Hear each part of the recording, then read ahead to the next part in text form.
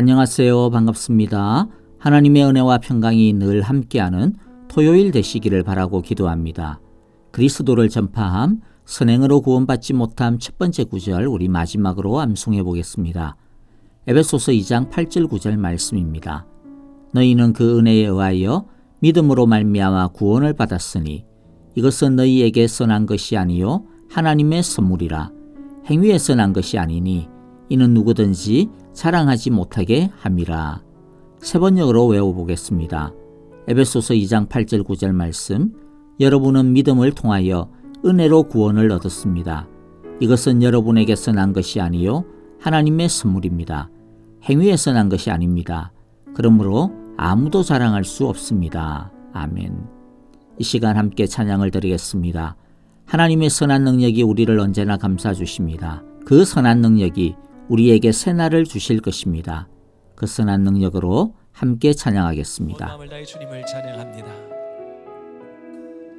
그 선한 힘에 고요히 감사하여 그 놀라운 평화를 누리며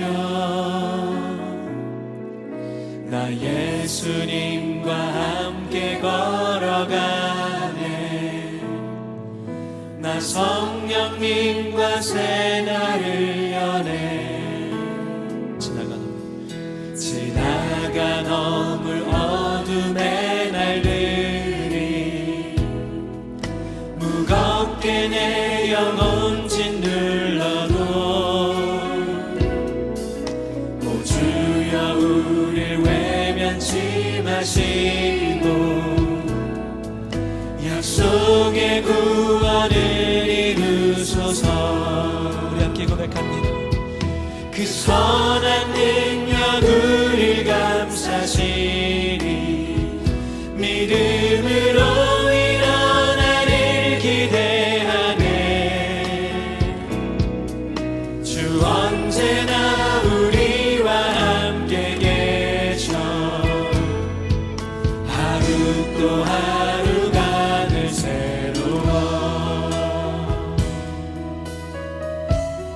함께 고백합니다.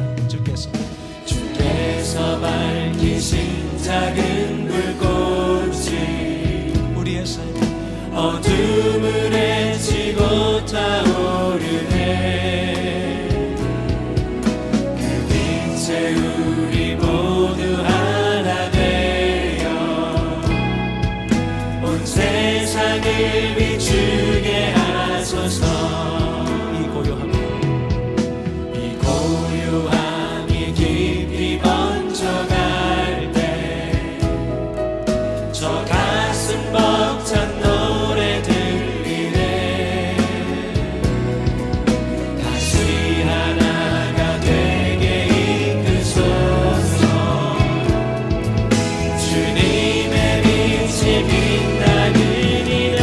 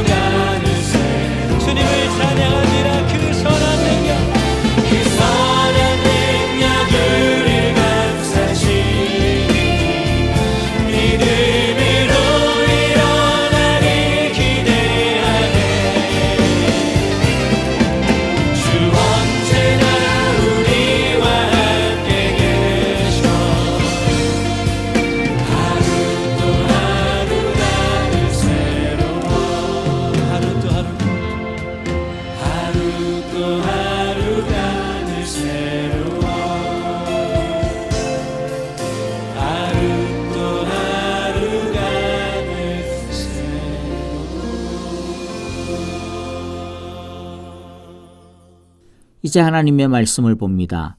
오늘 말씀은 예레미야 52장 24절부터 34절, 우리 예레미야의 마지막입니다.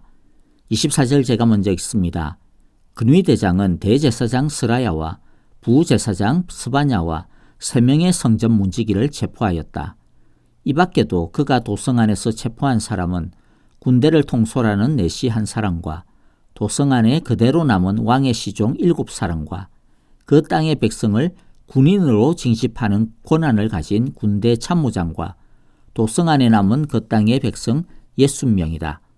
근위대장 느부사라단은 그들을 체포하여 리블라에 머물고 있는 바빌로니아 왕에게로 데리고 갔다. 바빌로니아 왕은 하마 땅 리블라에서 그들을 처형하였다. 이렇게 유다 백성은 포로가 되어서 그들의 땅에서 쫓겨났다. 느부갓네살이 포로로 끌고 간 유다 백성의 수는 이러하다. 그의 통치 제7년에는 3023명이었다. 느부갓네살의 통치 제18년에는 예루살렘에서 832명을 포로로 잡아갔다. 느부갓네살의 통치 제23년에는 근위대장 느부사라단이 유다 사람 745명을 포로로 잡아갔다. 잡혀간 포로의 수는 모두 4600명이다. 유다 왕 여호야긴이 포로로 잡혀간 지 37해가 되는 해, 곧 바빌로니아 왕 에윌 모로닥이 왕위에 오른 그 해 12째 달 25일에 그가 유다 왕 여호야긴에게 특사를 베풀어서 그를 옥에서 석방하였다. 그는 여호야긴에게 친절하게 대접하여 주면서 그와 함께 바빌로니아에 있는 다른 왕들의 자리보다 더 높은 자리를 그에게 주었다. 그래서 여호야긴은 죄수복을 벗고 남은 생애 동안 늘 왕과 한 상에서 먹었다. 여호야긴의 생계비는 그가 죽을 때까지 매일 일정하게 그의 일생 동안 끊이지 않고 바빌로니아 왕이 그에게 대주었다. 아멘. 자, 우리 설교 전에 광고 2가지만 드리겠습니다. 먼저 내일 서머타임 일광 전략제조 해제가 됩니다. 핸드폰 시계가 자동으로 바뀌어지겠지만은 새벽 2시가 새벽 1시로 바뀌어지게 됩니다. 예배 시간에 늦지 않도록 헷갈리지 않도록 주의해 주시기를 바랍니다. 두 번째 광고는 장로 선출에 대한 광고입니다. 내일 확대재직회 및 청지기 모임에서 공천투표가 있습니다. 확대재직회 및 청지기 모임의 회원은요, 시무장로, 시무안수집사, 시무권사, 협동장로, 협동안수집사, 협동권사, 무임장로, 무임안수집사, 무임권사, 그리고 서리집사와 교육자, 목자, 목녀 각 위원장과 팀장입니다. 공천투표 시간은 오전 10시 30분부터 오후 1시 30분까지입니다. 온라인 예배를 드리시는 분들을 배려하여서 투표 시간을 별도로 마련하였으니까 해당되시는 분들은 꼭 투표에 참여해 주시기를 바랍니다. 이번에 장로로 선출하고자 하는 인원은 2명이고요. 이번에 후보로 오르신 분도 강승한 집사님, 조호열 집사님 이렇게 2분이 되십니다. 뽑아야 하는 인원도 2명, 또 후보자도 2명이니까 앞으로 교회 장례를 생각하시면서 기도하시고 또 공천투표에 참여해 주시고 또 협조해 주시기 바랍니다. 이번 주일 공천투표에서 2명이 다 뽑히지 아니하고 1명만 된다든지 한 사람도 안 된다든지 그러면 자동으로 다음 주일 11월 8일에 2차 공천투표가 진행되겠습니다. 최종 공동의회 정교인 투표는 11월 22일 주일로 예상하고 있습니다. 그때 투표 방식도 확대재직회 및 청지기 모임의 투표 방식과 동일하게 진행이 되어질 것입니다. 다시 한번 성도님들의 많은 기도와 또 협조를 당부드립니다. 자, 이제 우리 예레미야의 마지막 하나님의 말씀을 보도록 하겠습니다. 유다의 3가지 멸망 중 2가지는 이미 살펴보았습니다. 다윗 왕조의 멸망, 그리고 성전과 예루살렘 성의 파괴가 그것이었습니다.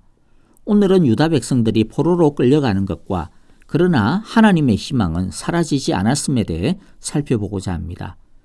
예루살렘 성의 함락 이후 바벨론은 유다를 참혹하게 다룹니다. 왕자들과 고관들과 수많은 사람들이 붙잡혀서 리블라에 있는 느부갓네살에게 끌려갔고 느부갓네살은 거기서 그들을 처형합니다. 그리고 시드기야는 2눈이 뽑힌 채로 바빌로니아로 잡혀가고 거기서 죽을 때까지 갇혀 지내게 됩니다.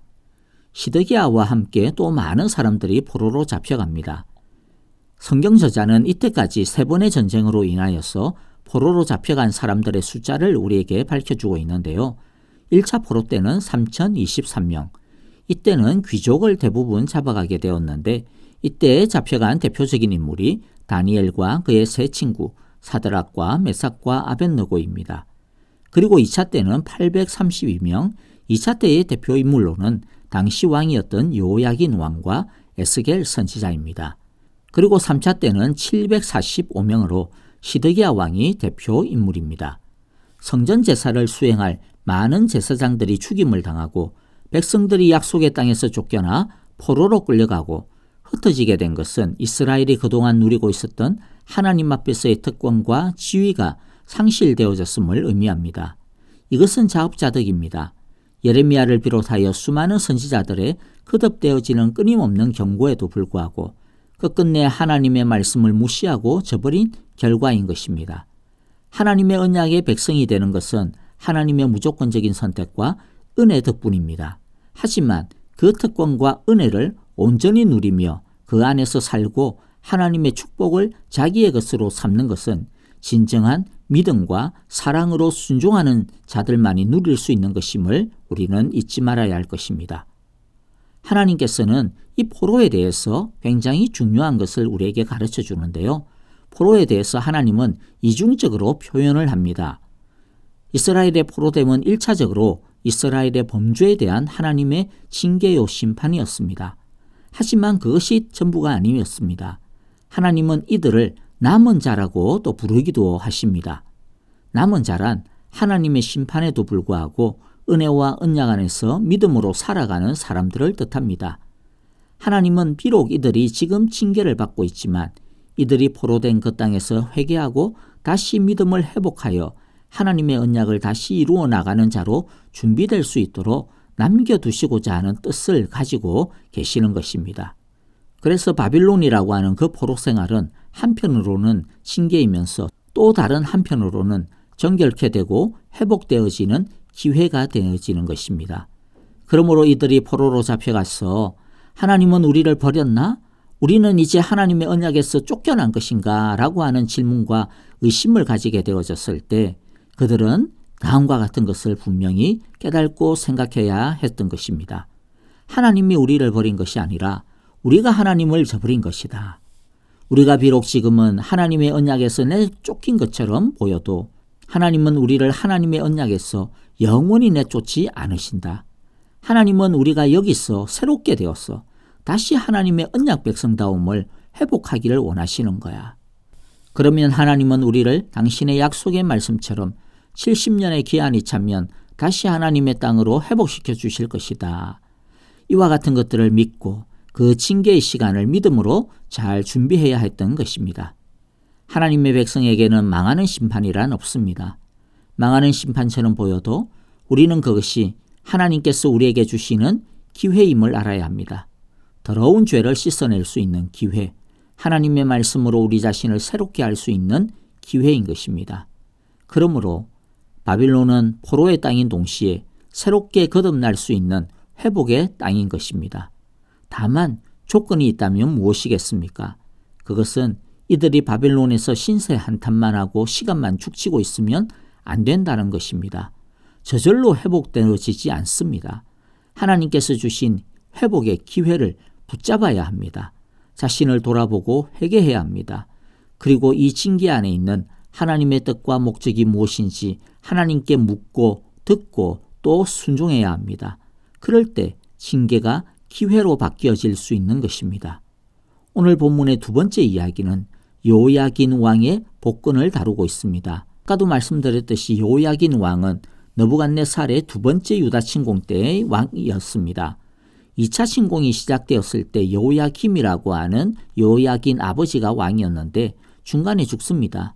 전투 중에 죽었는지 아니면 암살을 당했는지 분명하지는 않습니다. 그리고 여호야긴이 이제 중간에 왕이 되었고 2차 함락이 되었을 때 여호야긴은 패배자로 바벨론으로 끌려가게 된 것입니다. 그는 37년간 포로로 수감 생활을 했습니다. 그러다가 어느 날 갑자기 포로에서 풀려나게 되고 바벨론 왕과 한 상에서 식사하는 지위까지 회복이 되었습니다. 한 상에서 식사를 같이 한다라고 하는 것은 엄청난 신임을 받았다라고 하는 뜻입니다. 같은 왕족, 심지어 왕자들이라도 아무나 왕과 같이 식사를 못합니다. 진짜 신임을 얻은 경우에만 가능한 것입니다. 요야긴의 회복 소식은 비록 작은 것이기는 하지만 하나님의 회복의 은혜에 대한 희망을 엿보게 하는 소식이었습니다. 요야긴의 회복은 어떤 이유가 없는 은혜의 회복이었습니다. 불가능한 것이 갑자기 일어난 것입니다. 이것은 유다 백성들에게 회복이라고 하는 것이 칼을 통해서 독립을 쟁취해야만 가능하다라고 하는 인간적인 생각에서 벗어나게 해주는 것이었을 것입니다. 그들은 이런 생각에 정신이 번쩍 들었을 것입니다. 아니, 요야긴 왕은 아무 노력도 안 했는데 회복이 되네? 아, 맞아. 우리 조상들도 아무런 노력이 없었는데 이집트의 종살이에서부터 출애굽하였던 거지. 이것은 하나님의 은혜야. 하나님이 하시고자 하시면 어떤 일이든지 일어날 수가 있는 거야. 그러니까 우리가 해야 할 일은 하나님의 은혜를 붙잡는 것이야. 하나님의 약속을 믿고 붙잡아야 하는 것이야. 바로 이 메시지를 하나님은 요야긴 왕의 회복을 통하여서 이스라엘에게 던져주고 있는 것입니다. 포로로 잡혀가 있는 백성들을 향한 하나님의 마음은 재앙이 아니라 평안이요 회복입니다. 절망 가운데서도 우리는 하나님을 유일한 소망으로 붙잡아야 합니다. 왜냐하면 하나님은 인간의 실패에도 불구하고 스스로 당신의 역사를 이루어 가시기 때문입니다. 하나님의 말씀은 성취하는 능력이 있기 때문입니다. 예레미야 30장 24절에 보면 여호와께서는 말씀 속에 뜻하신 바를 시행하고 이루실 때까지 그 맹렬한 진노를 그치지 않으신다. 마지막 날에야 너희가 이것을 깨달을 것이다 라고 말씀하셨습니다. 하나님은 선포하신 말씀을 성취하기까지 결코 쉬지 않으시는 분이십니다. 이제 예레미야서 52장까지의 긴 여정, 징계와 회복의 메시지가 끝이 났습니다. 여호와께로 돌아갑시다. 유다처럼 의심하고 고집부리고 불순종하지 맙시다. 징계는 안 맞는 것, 피하는 것이 제일 좋습니다. 그러나 혹여라도 실패했습니까? 실패하고 있습니까? 심지어 징계를 받고 있는 것처럼 느껴집니까? 그렇다 하더라도 좌절하거나 낙심할 필요가 없습니다. 왜냐하면 하나님은 그의 자녀들을 언제나 회복해 하십니다. 우리는 그저 회복의 말씀을 굳게 붙들고 악한 길에서 떠나 죄를 자복하며 하나님께로 돌아가기만 하면 됩니다. 그러면 말씀을 성취하시는 하나님께서 우리를 회복하시기까지 쉬지 않으시고 일하실 것입니다. 주님의 기도를 드리겠습니다. 하늘에 계신 우리 아버지, 아버지의 이름을 거룩하게 하시며 아버지의 나라가 오게 하시며 아버지의 뜻이 하늘에서와 같이 땅에서도 이루어지게 하소서. 오늘 우리에게 일용할 양식을 주시고 우리가 우리에게 잘못한 사람을 용서하여 준 것 같이 우리 죄를 용서하여 주시고 우리를 시험에 빠지지 않게 하시고 악에서 구하소서. 나라와 권능과 영광이 영원히 아버지의 것입니다. 아멘. 이제 찬양과 더불어 기도하겠습니다. 교회를 위해 기도해 주실 때 아까 광고 말씀드린 것처럼 특별히 장로 선출을 위해 기도해 주시면 감사하겠습니다. 그리고 아프신 성도님들을 위하여 기도해 주실 때 박윤경 전도사님, 정계자 전도사님, 진봉자 집사님, 김윤호 아기를 위해서 그리고 또 우리 이두상 집사님 식사하시는 것 회복되어질 수 있도록 꼭 기도해 주시기 바랍니다. 여러분 회복되어지는 토요일이 되시기를 바라고 기도합니다. 그리고 우리 모두 내일 주일 예배에서 뵙도록 하겠습니다. 안녕히 계십시오. 감사합니다.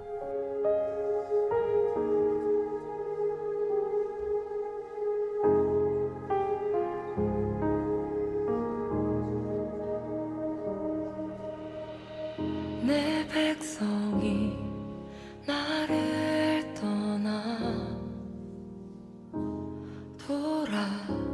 돌아섰지만 내 사랑이 내 백성을 포기 못하니 내 모든 것 내어주고 나 그들을 얻으리라.